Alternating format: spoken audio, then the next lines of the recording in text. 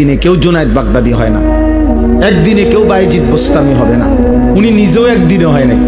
বাইজিদ বোস্তামি একদিনে বাইজিদ বোস্তামি হয়ে গেছে। আব্দুল কাদের জিলানী একদিনেই এত বড় আউলিয়া হয়ে গেছে। তাইলে উনারাও মেহনত করছে, উনারাও রাতের পর রাত দিনের পর দিন আল্লাহকে ডাকছে, কাঁদছে, চোখের পানি ফেলছে। তো বিনিময় আল্লাহ তাআলা তাদেরকে সাইয়্যিদুল আউলিয়া বানায় দিয়েছে, আউলিয়াদের সর্দার বানায় দিয়েছে। এজন্য আল্লাহর কথা দিল দিয়া শুনবে। তোমরা অনেক ছেলে আছো যারা কোনোভাবেই মনে করতেছো বাবা কোনোভাবেই আল্লাহর কথাকে পাত্তা দাও না। মনে রাখো আব্বা, এটা বাস্তব কথা হইলো, এটা তোমার কিন্তু সুখের চিহ্ন, তোমার উপরে আল্লাহর লানত, বদনসিব। আমার ভাই, আমার কথা মনে করো। তুমি একটাবার ভেবে দেখো, আপন মা বাপ পর্যন্ত তুমি 365 দিনে খোদার 1 বছর কোনোদিন ফজরের নামাজ পড়লা না, অথচ তোমার মা বাপ জীবিত ঘরে আছে, ওরাও তোমারে কোনোদিন ডাকলো না। এভাবে প্রতিটা ভোর তোমার জীবন থেকে সেজদা ছাড়া চলে যায়। অথচ কিতাবের মধ্যে আছে সকালবেলার কুত্তা আল্লাহর কাছে বলে, মাওলা এই চোখে যেন আমি প্রথম কোনো বেনামাজিকে না দেখি। তোর মতো নাফরমান কুত্তাও দেখতে চায়, তোরে কুত্তা ঘৃণা করে। কুত্তা কার জন্য সাজলি বেটা? কি এর পাউডার লাগাইছো? কিসের চুলের ফ্যাশন করছো? কে দেখে তোমাদের এই চুল চেহারা? তোমার সমবয়সী কিছু অসৎ বন্ধু ছাড়া, তোমার সময় না তোমার লগে ঘুরে গাড়ে এরকম কিছু ফালতু ছেলে ছাড়া তোমার চুল চেহারার প্রশংসা কোনো ভদ্রলোক, কোনো ইমানদার জীবনে করছিল? তোমার বিবেক থাকলে কও। একটা ছেলে বলো পৃথিবীর কোন সভ্য মানুষ, ভদ্র মানুষ, যে বাবা তোমার এই চুল দেখে মনে হইতেছে তুমি একটা নেককার ছেলে, তোমার চেহারা দেখে মনে হইতেছে তুমি একটা ভালো বংশের ছেলে। তাইলে তোমার এই অসৎ চেহারা তো তুমি তোমার বাপকে অপমান করলে। কিরে তুই কোন ঘরের পুত্রে, তোর দেখতে ফুটটা ঘরের মতো লাগে। তাইলে এই কথা যদি বলে তো তুই কাকে অপমান করলি? বাপ নিজে তো অপমান হলি, তোমার বাপকেও তো অপমান, তুমি তো তোমার বংশকে অপমান করলে। কোন বিবেকবান তো তার ইজ্জত নষ্ট করে না, সম্ভ্রম নষ্ট করে না। আত্মমর্যাদা, আত্মসম্মান যারা আছে সে প্রয়োজনে ধুকে ধুকে মরে যায়, সে প্রয়োজনে অনাহারে মরে যায়, কারো কাছে হাত পাতে না। এটা হলো গায়রত, আত্মসম্মান, আত্মসম্মান, আত্মমর্যাদা, গায়রত। এটা মানুষের শ্রেষ্ঠ সম্পদ, এটা আত্মসম্মান, আত্মমর্যাদা। এটা অহংকার না। অহংকার তো হলো বড়াই করা।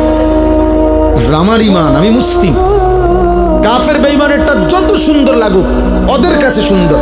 আল্লাহ কোরআনে বলছেন ইন্নামাল মুশরিকুনা নাজাস, সমস্ত মুশরিক নাপাক।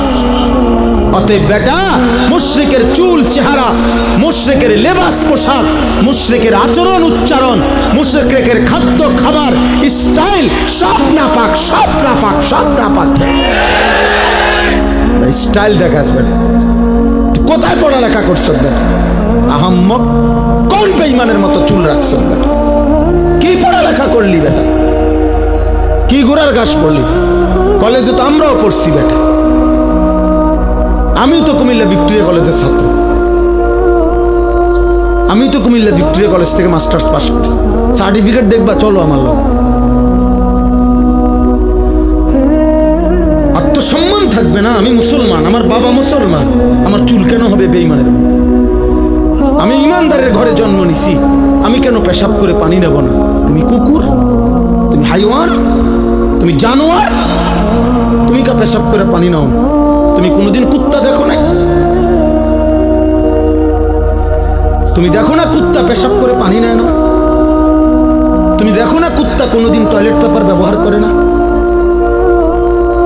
তোমার মধ্যে এতটুকু বিবেক থাকবে, কিন্তু আমি কি তা? আত্মসম্মান তো থাকবে, আত্মপরিচয় তো থাকবে। এই জন্য ইমানদার মরে যায় প্রয়োজনে, ইজ্জত নয় না। এই 1450 বছরের ভিতরে হাজার হাজার কোটি কোটি ইমানদার পৃথিবীতে বহুবার জালেমের সামনে জীবন দিছে, রক্ত দিছে, শাহাদাতের খুন পান করছে, কিন্তু ইজ্জত দেয় না, সম্মান দেয় না, ইসলামকে বেইজ্জতি হতে দেয় না, বেইজ্জতি হতে দেয় না। এক সাহাবী হযরত আব্দুল্লাহ ইবনে হুযাফা আস-সাহমি রাদিয়াল্লাহু তাআলা আনহু যুদ্ধের ময়দানে সাহাবী বন্দী হইছেন খ্রিস্টান বাহিনীর হাতে।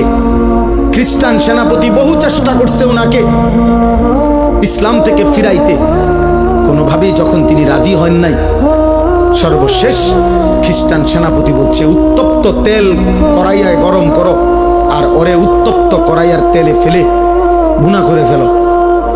যখন ওনাকে উত্তপ্ত তেলের কড়াইয়ের সামনে আনছে, উনি তখন কাঁদতেছিলেন। সেনাপতি তখন ডাক দিয়ে বলছে, কিরে বেটা, এখন কাঁদিস কেন? আমি না তোকে বলছি আমাদের খ্রিস্টান ধর্ম গ্রহণ কর, এখন আবার মৃত্যুর সময় কাঁদো কেন? তখন ওই সাহাবী বলছে, বেঈমান, আমি আল্লাহর কসম করে বলছি, আমি মৃত্যুর ভয়ে কাঁদি না, বরং আমি আমার আল্লাহর কাছে কান্দে কান্দে বলতেছিলাম দিলে দিলে, মাওলা, আপনি তো আমারে কেবল একটা জীবন দিছেন, এই জন্য একটাই এখন শহীদ হব। আপনি যদি আমার 100 বার হায়াত দিতেন, আর আমি যদি 100 বার আপনার রাস্তায় শহীদ হইতে পারতাম। ওই সেনাপতি তখন ছেড়ে দিছে ওনারে, বলছে হায় হায়, মৃত্যু যাদের এতটা প্রিয় তারা তো মৃত্যু দিয়া কষ্ট দেওয়া হইল না, তাইলে আনন্দ না দেওয়া, ছেড়ে দিছে। তখন হযরত ওমর রাদিয়াল্লাহু তাআলা আনহু যখন তিনি মদিনায় ফিরে আসছেন, এই সাহাবী হযরত ওমর রাদিয়াল্লাহু তাআলা আনহু বলছেন সমস্ত সাহাবীদেরকে যে লাইন ধরো, সব লাইন ধরো। লাইন ধরে বলছে, সর্বপ্রথম আমি ওমর খলিফাতুল মুসলিমিন, তার কপালে চুমা দেব, আর তোমরা ভাই সিরিয়াল সবাই মুহাম্মদ আরবির এই সৈনিক, এই সাহাবীকে তোমরা সবাই কপালে চুমা দিবা। আত্মসম্মান শিখো বাপ, বেঈমান তোমার ঘরে পচায় লাইছে। একটা সামান্য ডুগডুগির মতো একটা বান্দররে যেমনে নাচায়, আহারে বাপ তুম করে এমনি নাচাইতে আছে। যখন যেই ডিজাইন কয় বেঈমানে, তোমার কাছে ওইটাই পছন্দ হয়, তো তোমার বান্দরের চাইতে নিকৃষ্ট বানাইছে। বান্দরও তো এত নাচা নাচে না। তোমরা দুশ্মনের কাছে যে পরিমাণ হেরে গেল, নাচে নাচা শুরু করো। কতবার বদলাইছো ছেলেরা বাবা বলো? আজকে 1 বছর 2 বছরে কয়বার চুলের ডিজাইন বদলাইছো? কতগুলো জামা বদলাইলা, কত ডিজাইনের প্যান্ট বদলাইলা? কই আমরা তো আলহামদুলিল্লাহ বুঝ হওয়ার পর থেকে আমরা মাদ্রাসাওয়ালারা আলহামদুলিল্লাহ আর কোনোদিন এই জামা পোশাক টুপি এই দাড়ি টুপি বদলাইনি। আমরা বিশ্বাস করি কলিজা দিয়া যে এই টুপি, এই দাড়ি, এই চুল, চেহারা, এই লেবাস পোশাকের সাথে আমার নবী সাল্লাল্লাহু আলাইহি সাল্লাম, সাহাবাই কেরামের সম্পর্ক আছে, আমার সনদ আছে। আমাদের সমস্ত পাঞ্জাবি টুপি লুঙ্গির সনদ আছে যে নবীজি সাল্লাল্লাহু আলাইহি সাল্লাম এগুলো পরতেন, সাহাবারা পরতেন। তোমার চুলের সনদ কও, তোমার সিবা প্যান্ট কে পরছে পৃথিবীতে প্রথম?